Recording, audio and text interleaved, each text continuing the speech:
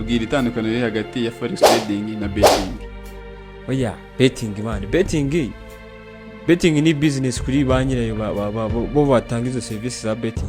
Ko nibo bagukatira uduticket. Abandi bari muri betting abenshi, hari abantu nzi bakorera amafaranga muri betting. Bafite strategy bakoresha bariskinga nyine wenda amafaranga. Ariko birangira n'umundi bakene. Trading rero ni business man, urayiga.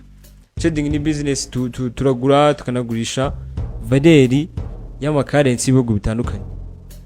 Ntago tuvuga ngo menta yavunitse, ngo niba yavunitse ngo ntago turi trading. Oya, twebwe dukora analysis. Hano ni zino ni chat. Ikintu icyo ari cyo cyose cyo muri isi bashobora kugikorera chat. Ushobora dukorere wenda twerekane. Urabona muri company bari gutanga, bari gukora nka presentation, bari kuvuga ukuntu wenda byinjira n'ibyasohotse n'ibiki. Akashobora gukora chat bakakwereka ngo muri uku kwezi twakira abakiriya n'aba, muri uku twakira abakiriya n'aba, niba twarakira abakiriya 10,000 kuri chat umubare warazamutse tujya ku 10. Ubwo ni kuri chat. Niba twarakira abakiriya 800 mu kwezi kwa kabiri, numva ko yaramanutse byatari kuri chat, bari kwereka ko yamanutse. Si ibintu bisanzwe. Abanyeshuri biga bo barabizi.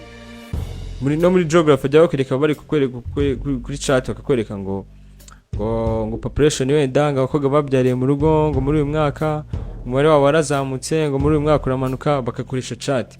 Kuba zino chat kwe turimo nyine zazikwereka movement y'amafaranga uburyo yakoreshwa ku isi.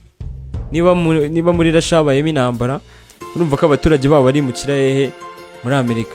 Niba bajya muri Amerika barafata amafaranga yabo bavunjisha mu manyamerika.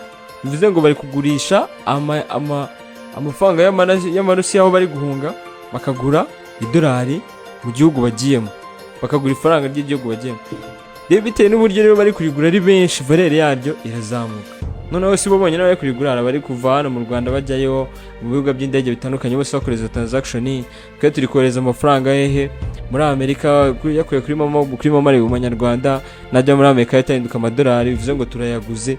Ni kuvuga ko turi kugura icyo kintu turi abantu benshi, valeur yacu igera gute, irazamuka. Trading yo ni business man. Birambabaza kubona abantu bari gubuka ko nahombye, nagaze ibintu wajugunye, nago wahombye. Uhomba nyine ko uzi ikintu wahombeyemo.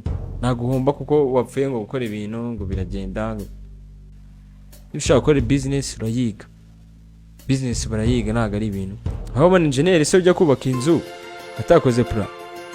Barashushanya igishushanyo cy'inzu, bagapima ubutaka, bagafotora. Uzuramutse ufite miliyoni 100 ukatugenda kubaka icyetaje ukoze betting n'ubundi. Bavuze ngo byanga bikundi na etage tuzayisoza. Tuzagenda tubimenya nigeramo hagati, ntabwo uzi ferabet ukeneye. Business man, business barayiga, ntabwo ari ibintu bagurikiramo. Barahiye ngo man ngo nyine support. You need support but you've been stupid.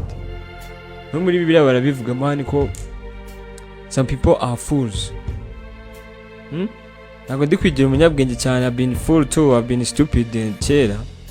Ako mbimenye iyo mbonye umuntu uri gukora amafuti muri trading birandakaza tuko aziko agomba kwiga ikintu, ariko ntabwo ashaka kukiga, ntashaka kurekura amafaranga ngo bamwigishe. Kumana ngura ngo ni gaho ni mwishyura